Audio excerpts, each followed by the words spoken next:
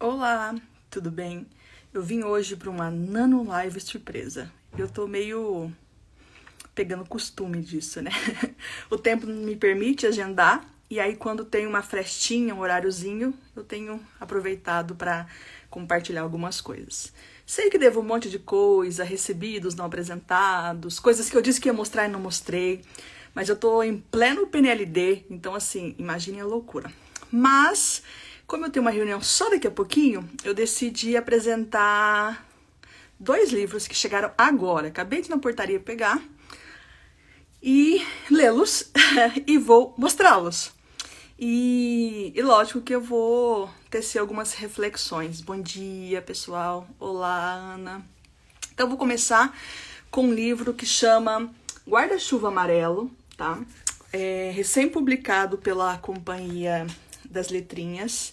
É um livro coreano, mínima ideia como pronuncia, mas pra mim, Ryu Jae-soo.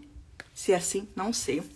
É um livro-imagem. Então, quando a gente não vou apresentá-lo inteiro, a gente vai lendo. Nós temos a perspectiva do alto, né? E nós vamos acompanhando as personagens que estão debaixo desse guarda-chuva, né? E aí nós vamos observando que isso vai adensando conforme os pingos, né, vão ressaltando. Até aí, um livro de imagem muito bonito, né, brincando com esse jogo de cores, de exposição, como isso vai crescendo. Ok, até aí, beleza. Lindo, lindo, delicado. Mas o que é interessante nesse livro, que ele vem com um QR Code, tá? Esse QR Codezinho aqui. É muito comum a gente encontrar esse tipo de código em livros, né? Na minha tese eu até comento chamando isso de como um tipo de interação de grau 3, quando o livro é analógico, né? Então a gente tem um livro aqui no papel, mas ele tem algum tipo de mecanismo, algum elemento, no caso aqui esse QR Code, que leva o leitor para uma outra experiência. Essas experiências podem ser as mais variadas, né? Então, se a gente pega poemas de brinquedo, da Pirópolis, quando a gente está lendo, a gente entra, ou entrava, né, no livro aplicativo. E dessa forma a gente experimenta em animação aquilo que está na relação palavra-imagem. E aí nós temos vários dessa forma. Vou até apresentar uns outros antes de voltar aqui e explicar qual é o grande diferencial desse. Nós temos esse livro da Keila Knobel, um livro lindíssimo que chama Memorabilia, né? Olha que interessante, o título vem no verso.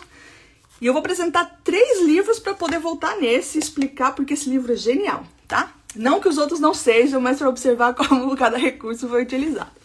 Então, nesse livro aqui, a Keila traz relatos da sua infância, e por meio de colagens, de sobreposições, ela vai criando um livro muitíssimo delicado, muito bonito, a respeito dessas memórias que aparentemente são delas, mas o leitor se identifica com as suas também. No meu caso, que vim do interior, de toda essa questão da relação família, infância, brinquedo, roça. Então, assim, é um livro maravilhoso. Não é um livro pensado para a infância, mas é um livro que fala sobre infâncias, né? Porque vai passando aí todo um período, não só. E aqui no livro também da Keila, nós também temos esse mesmo códigozinho deste mesmo livro que eu já vou falar. Qual é a diferença? A gente lê o livro, ok? Uma experiência muito profunda na subjetividade, né? Nas memórias pessoais da Keila. E aí, quando a gente chega aqui, nós colocamos o celular direcionado e vamos para um Spotify. Nesse Spotify nós temos uma playlist de músicas que a gente vai entender o que é entender, ver, acompanhar, ver, né, no sentido de perceber, né? Na verdade, nós vamos ouvir o que a Keila estava ouvindo quando ela produzia, porque o livro é tudo foi feito por ela, é um livro artesanal, né? Então ela preocupou ao enviar para o processo de produção gráfica, ó, uma costura artesanal, ela fez a ilustração, ela fez o tratamento, né? Depois a gente tem só o design lá que vai fazer esse papel e depois a impressão na gráfica. Então vamos lá, este livro lindo, sobre as memórias de infância da Keila, que também correspondem com a nossa. É um livro que tem um QR Code que a gente termina a leitura, nós vamos lá, ouvimos e entendemos o que ela estava ouvindo. E se eu não ouvir? Tudo bem, sem nenhum problema, é só um plus, ok? Então, este é o livro da Keila. Quando a gente vai para este livro aqui, então quem está chegando agora, eu vou repetir de novo, estamos vendo uma série de livros para depois olhar para este. Nesse aqui, no Zap do Olimpo, a gente tem um livro, né, em que é como se houvesse um WhatsApp, né, um zap de toda a galerinha que vive ali no Olimpo, de todos os deuses. E aí a gente vai lendo, o livro tem ele é muito bem humorado, toda essa linguagem, né? E ao final, nós também temos, só preciso achar, um QR Code também. Eita, gente. Aonde está? Vamos procurar onde está.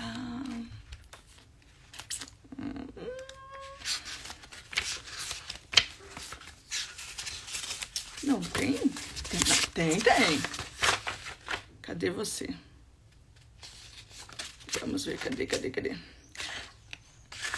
Ah, não é. Aqui não é um QR Code, mas também é a mesma lógica. A gente tem um link, né? A gente digita no nosso navegador, ou no navegador do celular ou do computador, e este link leva a gente para um universo transmediático. Aqui é um conceito de transmídia muito interessante de pensar. O que é a transmídia? Transmídia é quando até perguntei esses dias aqui para vocês, né? Transmídia é quando um livro ele continua as suas peripécias, a sua narrativa, a sua experiência leitora em outras mídias, né? Não é mais ou menos igual, até a Suelen fez um comentário bem interessante, exemplificando, e eu fiquei pensando, mas será que é? Em que ela comentava sobre o Pequeno Príncipe. Então a gente tem o Pequeno Príncipe, que é um livro que transformou-se em animação, que transformou em... esqueci? Live action, que virou museu, que virou jogo. Mas o que nós temos lá no Pequeno Príncipe é a mesma narrativa transposta para suportes e linguagens diferenciadas. No Zap do Olimpo, nós continuamos essa experiência, esse universo, essas tretas do pessoal do Olimpo lá dentro desse aplicativo, né, do MapaLab. E o que nós temos lá? Nós temos um Spotify também. Só que lá no Spotify, é igual daquela. Nós temos um Spotify em que as músicas, elas dialogam com as personagens, né? Então, quer dizer, eu tenho uma possibilidade de continuar pensando. É um conceito que a Carolina Sanches explora bastante, que é o conceito de literatura elástica. A gente vai esticando essa história. Essa atividade nós fizemos... Esse tipo de experimentação, nós fizemos uma atividade num minicurso que eu e a Gi ministramos, que era Chapeuzinho Vermelho, em que nós abrimos uma pasta no Spotify e pedimos que as pessoas escolhessem músicas que pudessem funcionar como trilha sonora para a história do Chapeuzinho. É mais ou menos o que acontece aqui. Então vamos lá, vou retomar rapidinho. A gente lê o livro e, se quiser, conhecemos que músicas a Keila estava ouvindo, a partir do QR Code. Lemos um livro e, se quisermos, nós vamos acessar um link e, a partir desse link, encontrar uma playlist de música, e nessa playlist a gente vai poder fazer conexões, possibilidades de desdobramento, de puxamento, de elástico disso, tá? Um outro livro que usa também, aqui é QR Code, opa, não é esse, nós vamos falar sobre esse, mas é esse aqui que eu vou falar primeiro, que é um livro do Dan Brown, aquele carinha lá que escreveu o Código da Vinci. Ele tem esse livro que chama Sinfonia dos Animais. Então a gente tem um livro-imagem, é um livro-imagem? Agora não lembro, ou é um livro ilustrado? Não, um livro ilustrado, né? Então nós vamos lendo a historinha, aqui em verso, desse ratinho que é o maestro, e que ele vai ali ao longo, digamos, de um passeio pelos os habitats dos animais, vão compondo-se histórias. E o que é muito interessante, que eles vão, digamos, ensaiando ao longo do livro, né? Vão ensaiando, vão experimentando. E vamos dizer que chega o grande dia. Ó, vou dar uma afastadinha aqui. O grande dia, né? Que grande dia é esse? É o grande dia em que o ratinho, ó, tep, tep, vai começar a sinfonia. E aí a gente abre e nós temos, vou fazer assim, todos esses personagens aqui, certo? O que nós temos neste livro? Nós temos, vamos lá, o QR Code. Cadê? Aqui. E ele nos leva para dentro de um aplicativo. Olha que legal. Então, nós tínhamos tínhamos 2 playlists no Spotify. E aqui a gente tem um aplicativo próprio do livro. Não é um livro aplicativo. Então, é aquilo que eu falo da tese. É um livro analógico, ó, papelzinho analógico, que tem um tipo de interação de grau 3. Que grau 3 é esse? Relação com a tecnologia. E aí a gente entra nesse aplicativo, não tem como eu mostrar agora, porque eu tô usando o celular. E aí, mas eu acho que vocês conseguem. Talvez vocês consigam achar o aplicativo. Eu não lembro agora. Você consegue achar o aplicativo sem ter o livro. Eu acho que consegue. E aí lá, nesse aplicativo, é como se a gente musicasse tudo que tá acontecendo aqui. Então a gente olha para essa cena, ou essa passagem, né, do livro, nesse momento aqui que tem esse poema, né, do Como um Canguru, e nós, ao entrarmos no aplicativo, a gente tem que sinfonia é essa, que música é essa, que trilha sonora. Que seria a trilha sonora é essa que estão ensaiando e experimentando, ok?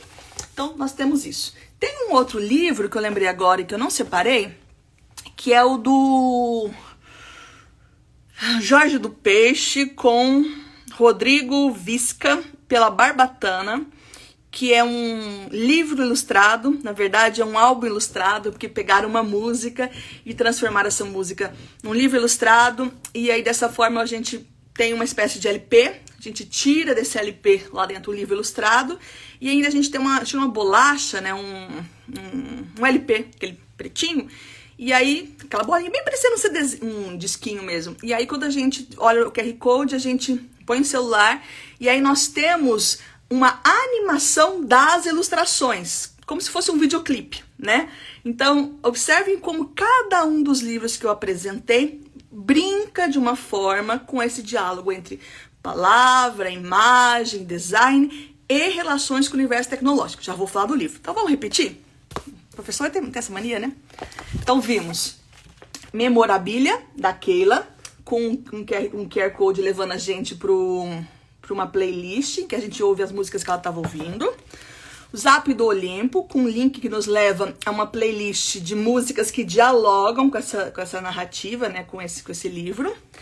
E Sinfonia dos Animais, um QR Code que nos leva também para um aplicativo em que nós teríamos as apresentações, né? A trilha sonora dessas musiquinhas, né? Musiquinha ficou meio pejorativo, mas dessas experimentações sonoras dos personagens. E interessante que, se eu não estiver enganada, as composições foram feitas pelo próprio Dan Brown, carinha lá do Código da Vinci. Agora vamos falar do livro novíssimo que chegou hoje, da Companhia das Letrinhas. Como eu disse para vocês, um livro-imagem, nós vamos acompanhando, né, as passagens, o percurso dessas personagens que estão debaixo do guarda-chuva e o adensamento dessa chuva pelos elementos que nós vamos ver na página. Esse livro também tem o trocinho. E leva a gente, não pro Spotify, mas pro primo dele, aquele SoundCloud. Eu nunca sei pronunciar. Gente, meu inglês é horroroso, vocês já sabem, né? Então eu troco as palavras, pronuncio tudo errado, mas é aquele outro laranjinha que faz assim. Então, quando a gente lê este livro ouvindo a playlist, é diferente dos outros. Por quê? Porque nos outros é como se fosse um a mais, um resultado, uma transposição para uma outra experiência. Aqui, a playlist compõe. Então, eu estou lá. Vamos supor que neste par de páginas, certo? Só tem imagem, ok? Então, estou vendo do alto. Vou dizer que é uma casa. Eu tenho, ó, um caminho. Então, supostamente saiu daqui. Esse personagem está aqui. E a gente tem tanto esse caminho de cá quanto esse caminho de cá. A gente pressupõe pela disposição na página que esse guarda-chuvinha amarelo vai para lá. E o que é interessante é que nós vamos, qual o título, né? Guarda-chuva amarelo. Nós vamos acompanhando a trajetória deste guarda-chuva amarelo. Olha aqui no parquinho, certo? Mas voltando lá ao tal do QR Code, QR Code, eu nunca sei. É esse quadradinho aqui, ó, esse código de barras diferentão. Quando a gente entra aqui, a trilha sonora vai nos criar uma camada de experiência leitora diferenciada. Porque é como se a gente conseguisse captar, sentir a ambientalização, o sentimento, não sei nem qual é a palavra melhor. Como se a gente conseguisse adentrar dentro dessa cena, sentir outras coisas que estão para além da imagem e da sua disposição na página. Então é muito interessante olhar para este livro e pensar que ele faz uso de um recurso que não é novidade para ele, novidade no mundo dos livros, né? Eu trouxe outros aqui, como Poemas de Brinquedo, fora os que eu mostrei, A Nave Vai, da Barbatana, mas o diferencial é este. Não é só, se der eu ouço, tudo bem, é só um a mais. Não é um a mais. É uma composição. Então, isso mexe até mesmo com as nossas concepções de leitura, né? E de conceituais. Então, é um livro-imagem? Óbvio. Mas é um livro-imagem sonoro? E aquela coisa que a gente diz às vezes sobre silence book, ou livro silencioso, que é o sinônimo, né? É o outro nome de livro-imagem. Eu poderia dizer que isso é um livro silencioso? Será que existe livro silencioso mesmo quando não tem a trilha sonora? Então, olha como essas coisas elas vão mexendo. Bom dia, Gil. Bom dia, Nicolas. Bom dia, Edith. E todo mundo que está por aqui. Que o pessoal foi falando oi. E eu acabei, deixando. Ok? Então, nossa reflexão matinal foi: os livros podem ser da categoria do grau 3 de interação, como diz a Juliana Pádua, ao retomar os estudos do Júlio Plaza, no texto... Como chama? Autor, recepção, interação, alguma coisa assim, tá? É um texto de 1990 do Júlio Plaza, em que ele, ao olhar para as artes interativas, ele classifica graus. Aí eu pego e falo, nossa, esse cara é genial, hein? Júlio Plaza era genial. E me aproprio dessa lógica e uso na minha tese. Agora eu vou apresentar um outro livro, e aí é o último e acabou, que eu preciso trabalhar, né, gente? Que é também do grupo da Companhia das Letras. É o Brink Book. Este é um livro do Guilherme Karsten, que já havia sido publicado, tá? Não no Brasil, tá? Isso é muito interessante quando a gente olha para as produções do Gui Karsten. Hoje eu fiz até um post sobre o Ramon Fellini, um livro maravilhoso dele. Não tem em português ainda, mas ele disse, acabou de comentar, que logo vai estar pela HarperCollins em 2023. Mas é um livro maravilhoso. Gente, aguardem. Quando vocês virem Ramon Fellini, vocês comprem, porque... Sabe que dá até um pano pra manga, umas discussões ali, mas é bem legal. Me deixa pra depois, né?